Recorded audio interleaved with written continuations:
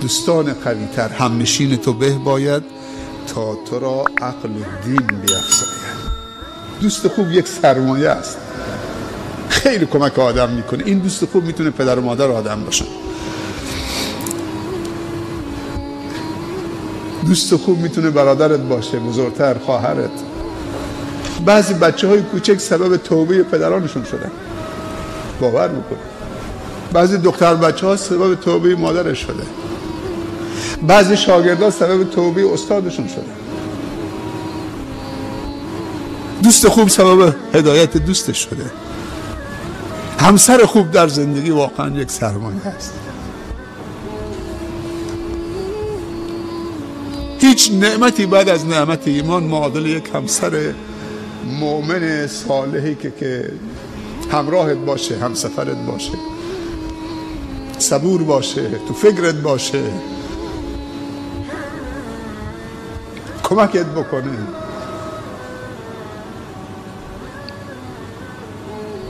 اینا هم میتونن. شوهر خوب برای خواهرها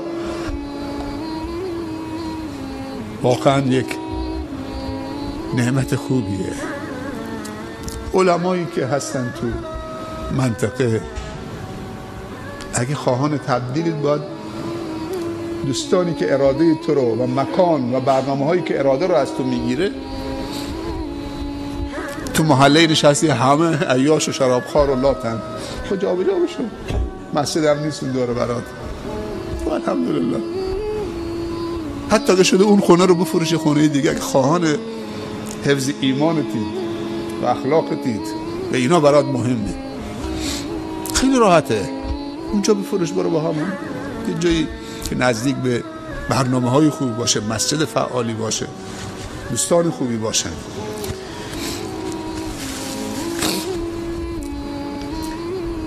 یه جمله آخرم بگم.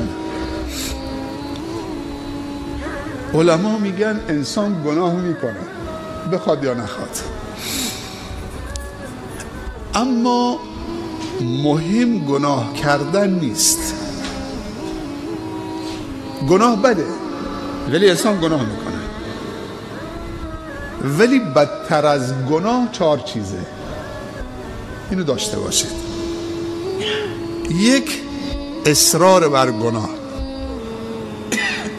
خود گناه بده ولی بدتر از خود گناه 4 چیزه.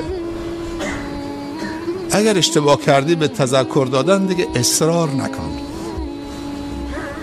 اصرار بر گناه و تکرار گناه، این از خود گناه بدتره. 2، توجیه کردن گناه. وقتی گناه کردی دیگه توجیه نکن. گناه استغفار میخواد، توبه میخواد، عذرخواهی میخواد، مثل بابا آدم. دیگه توجیه نکن. نگاه بر صورت خوبان حلال است، فلان، حالا نمیدونم فلان، یه چیزی برای خودش داره توجیه میکنه. نه این اسمش، این آب هویجه، این آب انگوره.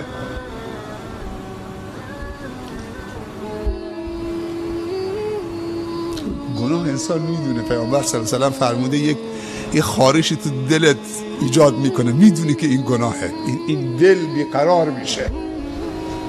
طاعت و عبادت دل آروم میگیره. گناه انسان رو مضطرب میکنه، بیقرار میکنه، نگران میکنه، پریشان میکنه. هیچ آرامشی تو گناه نیست. پس بدتر از گناه یک، اصرار بر گناه. 2، توجیه کردن گناه. استغفرالله، تمام شد. 3، کوچک شمردن گناه. نگاه نکن که این گناه بزرگ کوچکه. نگاه کن کی داری نافرمانی میکنی. تو نافرمانی رب العالمین داری میکنی.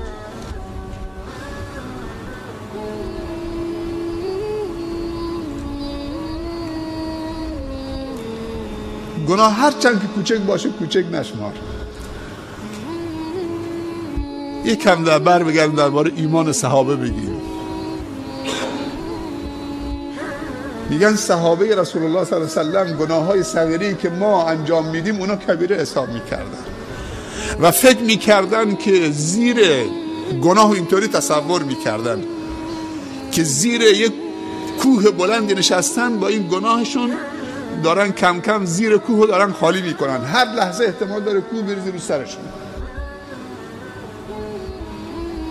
ولی میگن انسان منافق گناههای کبیره بزرگ میکنه، فکر میکنه یه پشه سبب رو بینیش نشسته، هیچ احساسی نمیکنه که یه پشه نشسته اینجا رو بینیش، احساس هم نمیکنه که سنگینی برش میکنه.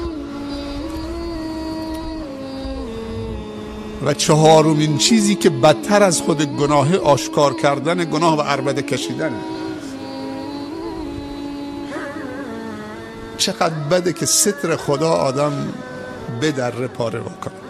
خدا تو رو داره ستر میکنه، میپوشونه. تو گناهی که شب تو خلوتت خودت با دوستانت توی خونه خالی جایی توی یک شهرستانی کسی هم نفهمیده، خودتون 4-5 نفر بودید، بعد بر میگردید تو کشور خارجی رفتید گناهی با هم کردید، حالا میاد اینجا توی جمع 40-50 نفر داری با آب و تاب، با یه حال و هوای آب و تابی که بازگو میکنید، تعریف میکنید، عجب چیزایی بود، عجب.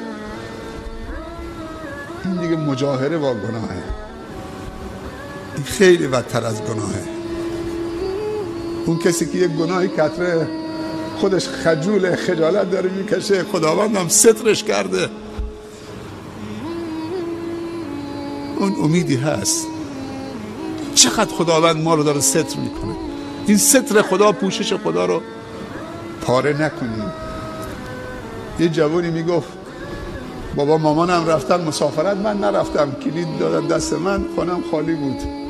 پسرم مواظب باش، کسی دوستان خلافکار فلان. نه بابا جان خاطر جمع باشه، خیال راحت باشه. رفت. سبحان الله. دیگه ما شب نشینی هامون رو شروع کردیم. این کلید خونه، بابام رفته مسافرت بود، تا 10-15 روز دیگه شاید نیان. دیگه بساطی و شرابی و خدا چطوری سترم کرد. خودش میگه این جوونو،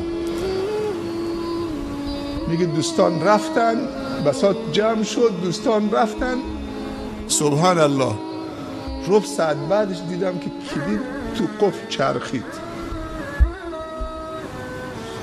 بابام یک کار اورژانسی براش پیش آمده بود، برگشتیم بدون که زنگ بزن،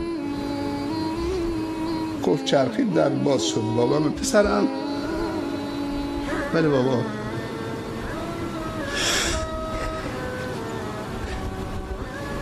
یعنی اگه این ربع ساعت زودتر می آمد چی می شد؟ ستر خدا اینطوری ها، چقدر ستر میکنه.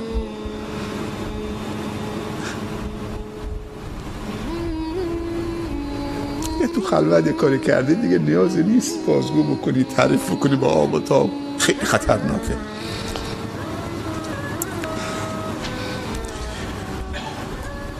خب امشب چی؟ دعای وارد شدن به مسجد خوندید؟ چی بود؟ بسم الله اللهم افتح لی ابواب رحمتک، درهای رحمتت باز. تقبل الله منا و منکم صالح الاعمال. خداوند از ما و شما قبول بفرمایند و استقامت نصیب بکنه. یه دعای زیبایی که همه دعاها زیبا بود، تو آخر دعایی که امشب خوندن، اللهم انا نسألك الجنة الفردوس و ما قرب الیها من قول او عمل. همتون آمین میگفتید، فکر کنم میدونستید چی داره میخونه.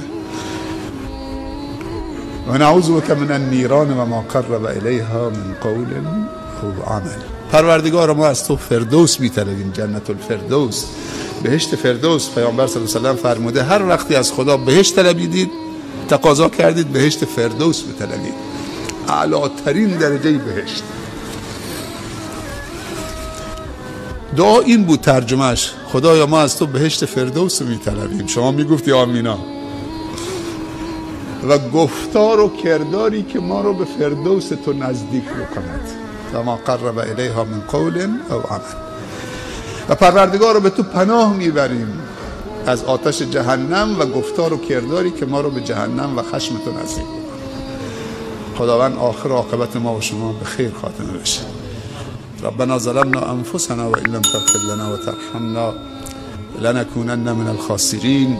سبحان ربک رب العزة عما یصفون و سلام علی المرسلین و الحمد لله رب العالمین. موفق و مؤید و سربلند باشید و السلام